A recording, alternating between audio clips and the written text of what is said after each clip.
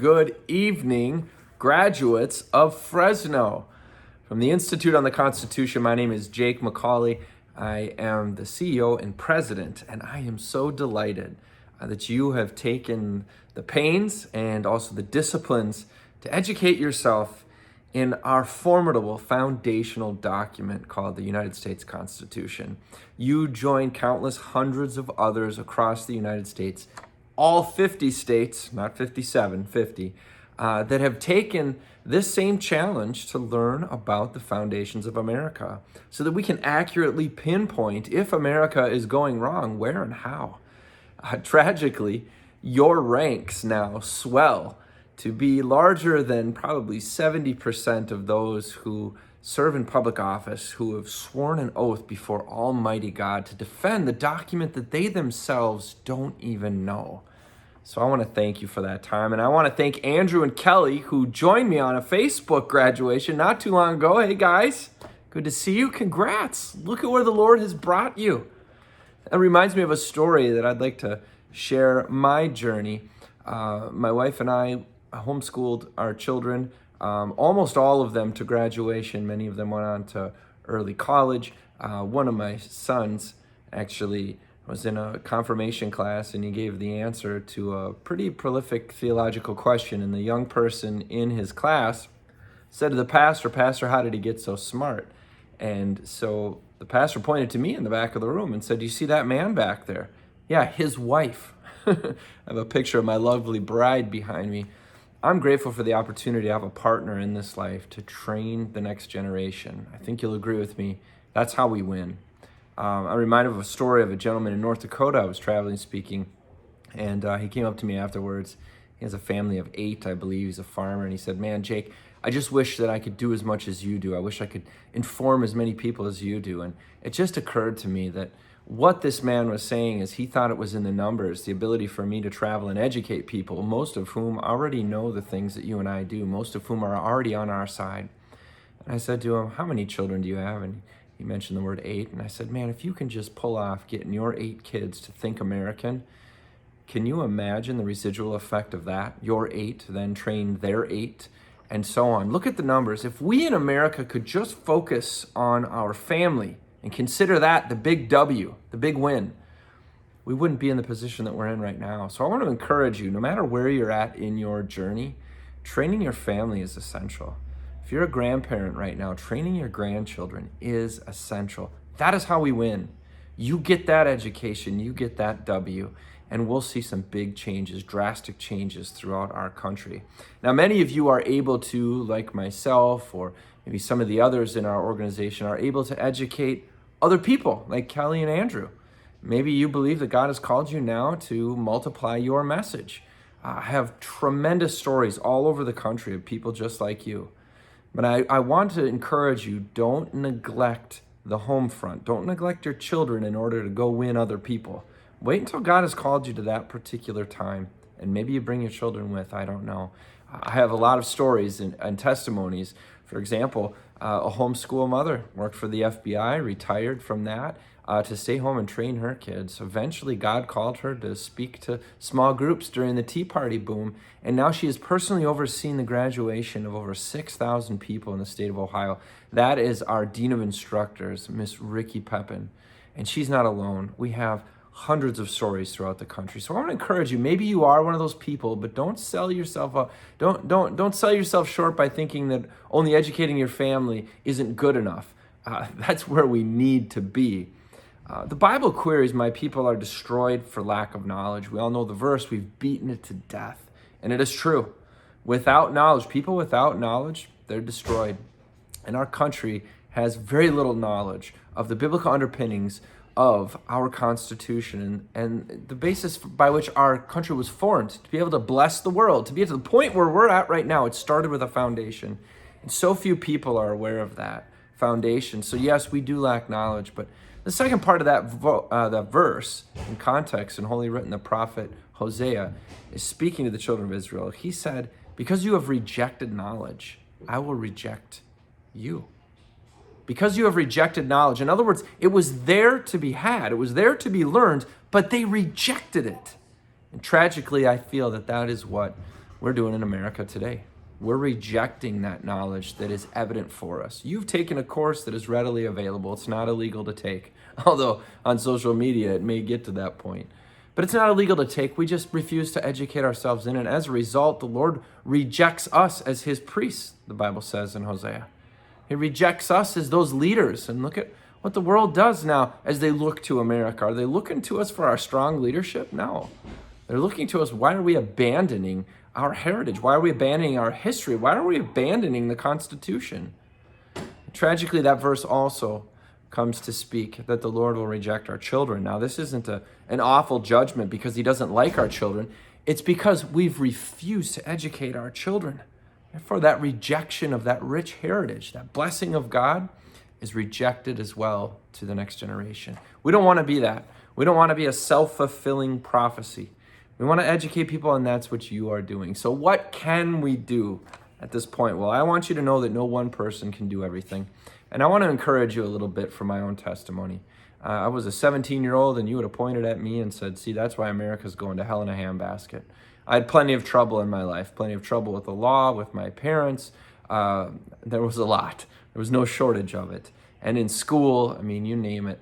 But Jesus Christ radically got a hold of my life when I was 17 through a program called Minnesota Teen Challenge. I became a Christian, and I wanted to share that message of redemption with the entire country, anybody I talk to. I'm naturally a very zealous person, so I'm ready for this new mission, Lord. Send me out. And as we went out, we would travel into schools and share our story, just things that we had been through ourselves personally, that we had overcome in our lives. This was not altar calls. This was not forcing children to make a decision for Jesus. It was sharing our experience, and I thought the world, America, would love that. Hey, I was on the bad side, now I'm on the good side. Let me help your kids in your school. But I started getting things like the First Amendment thrown at me and separation of church and state, and I started getting in trouble, and I was shocked. What in the world is going on? Why am I getting in trouble? I don't know what a First Amendment is. I don't know what separation of church and state even means. All I know is I'm on fire for God, and I'm making good choices now. I thought America would want that same thing. And obviously, God is the one to bring young people there in general. It was the one to bring me there.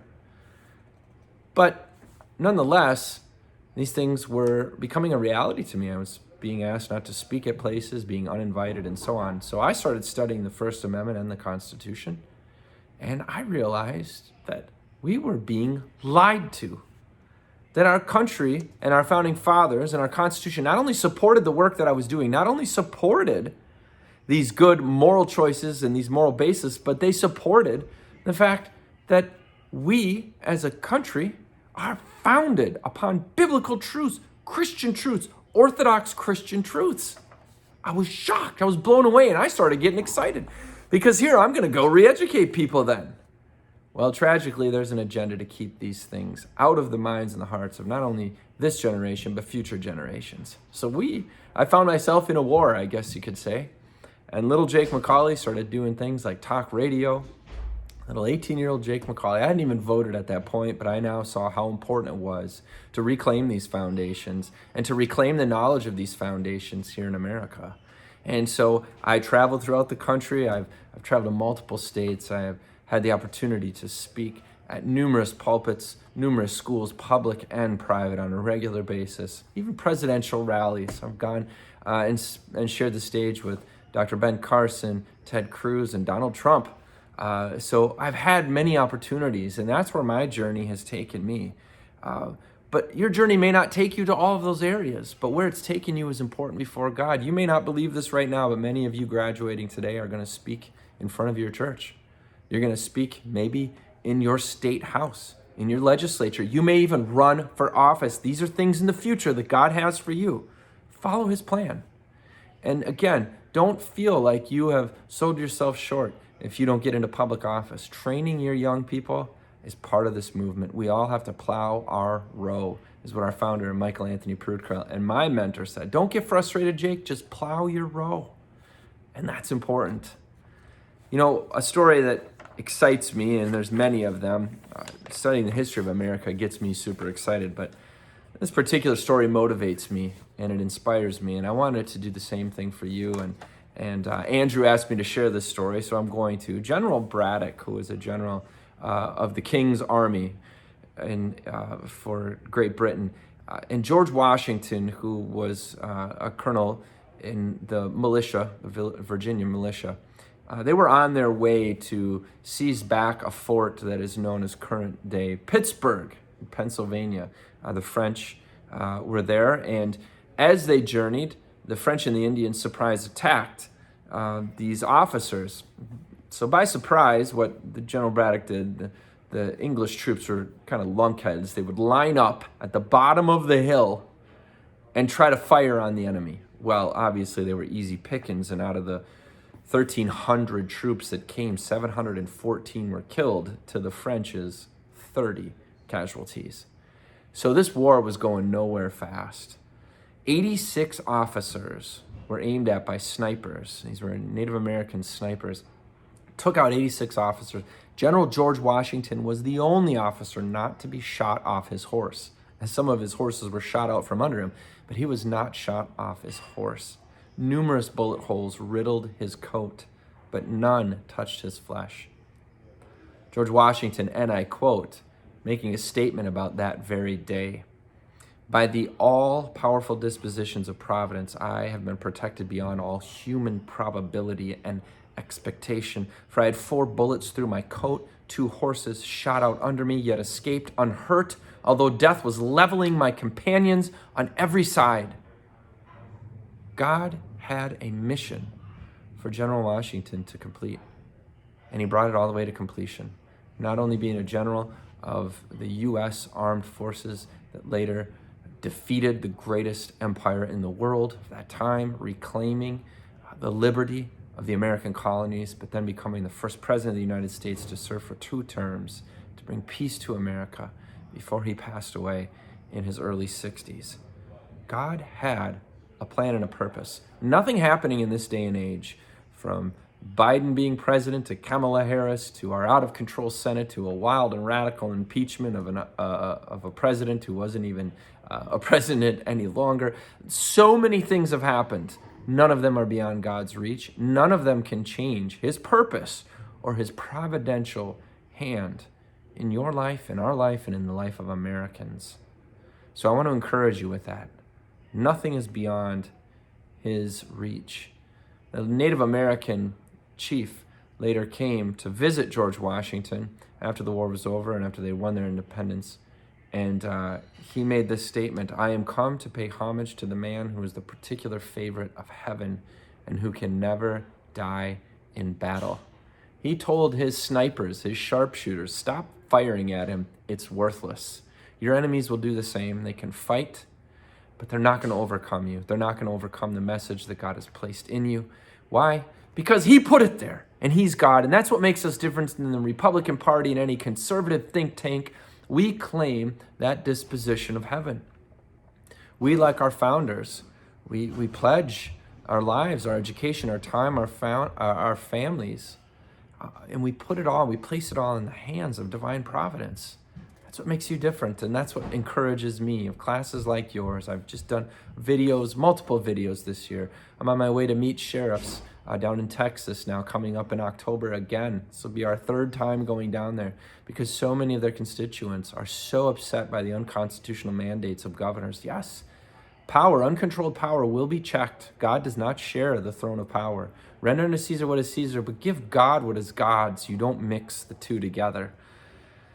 You may say it's going to take a miracle to restore America. Yeah, I agree with you. And it took a miracle to start America. Don't forget that. Be encouraged by that. And as Daniel Webster said, the great orator, and I would consider him once removed, one generation removed from our founders, that miracles do not cluster. What has happened in the past 6,000 years is not likely to happen again. Hold on to the Constitution, my friends. For it, if that light of the Constitution, I'm paraphrasing now, goes out, it will be anarchy for the rest of the world. We have a call that's higher than us. We have an opportunity and a privilege to serve our King, our Master. And I want to encourage you. This graduation is the first step.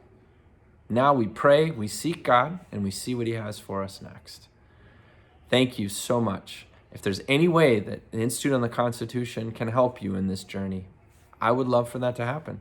If you want to become a member, you can get access to all of our resources for free online. You become a donor. If you give as little as $10 a month, you can do that. Get access to all those resources. We're starting all 50 state constitutions, maybe the state that you live in. You want to get involved with that initiative so you can learn the constitution of your state, so we can check unconstitutional governors, throwing down edicts and mandates and mask mandates and telling which businesses are essential and which aren't, and trying to control your health care. That's nonsense. It's unconstitutional. But we're perishing for lack of knowledge that it exists. I want to encourage you to become a part of that. The biggest initiative that I'm excited about right now is our affiliate initiative. If you become an affiliate, you're going to teach our courses. You're probably pumped like I am. You want to tell everybody. You want to send emails. Well, listen, we want to pay you to do that. We want to give you part of the proceeds that come back to our coffers. Look, Facebook and social media marketing right now, they're yanking our ads. They're not letting us reach our people. Well, why should we pay them money to reach our people? Why don't we pay people like you that are boots on the ground that are out doing this anyway? We'll create your own affiliate links. So when you share our links, we can track and give you credit for those people that come back in and purchase products. This isn't made to get you rich. I have a full-time job. Everybody on our staff has other jobs. But it's made to show you that we value you. We value your work. We value your partnership. And we want you to step up. Become an affiliate. Do it. You can be as busy as you want or not as busy, but we want to make sure that we compensate you for your efforts and your works. This is how we build that grassroots army, because we're in a war. War was thrust upon us before most of us were even born.